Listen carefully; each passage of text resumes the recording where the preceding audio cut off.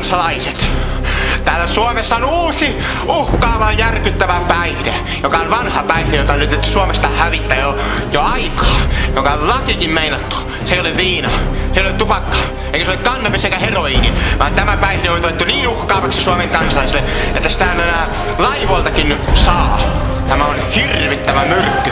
Katsokaa tätä, katsokaa tätä.